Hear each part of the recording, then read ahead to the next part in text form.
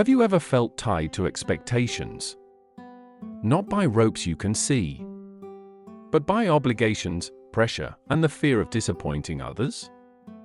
This is the story of a man who learns that sometimes the only way forward is to cut the rope that holds you back. In a mountain village known for its climbers lived a young man named Aeron. Aeron had skill, strength, discipline, everything a climber needed. But he never climbed for himself. He climbed because others expected him to. His father expected greatness. His neighbors expected success. His friends expected him to lead. And every time Aeron tried to step away, someone tightened the rope of expectations around him. One morning, Aeron stood at the base of the tallest cliff in the region. A stone wall so high it vanished into clouds. He stared at it not with excitement, but with exhaustion. He whispered to himself, "I don't even know what I want anymore." As he touched the cliff, something tugged at his waist. A long rope, thick, old, and frayed, was wrapped around him. Aeron stepped back in shock. Where did this come from? A deep voice behind him answered, "You've been wearing it for years." An old traveler sat nearby, warming his hands over a small fire. No one knew his name, only that he wandered from town to town teaching strange lessons. "It tightens," the traveler said, "every time you choose someone else's desire over your own." Aeron tried to pull the rope off, but it clung to him like a living thing. "I don't want this," he said. "Then stop carrying it," the traveler replied calmly. "That's not how expectations work," Aeron murmured. "If I let people down, I'll lose them." The old man looked at him with steady eyes. "You will lose yourself first, and that loss is far greater."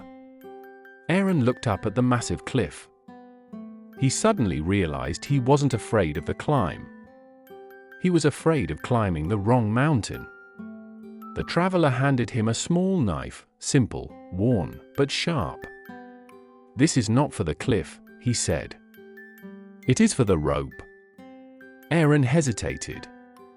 Cutting the rope meant choosing himself. It meant disappointing others. It meant freedom and guilt.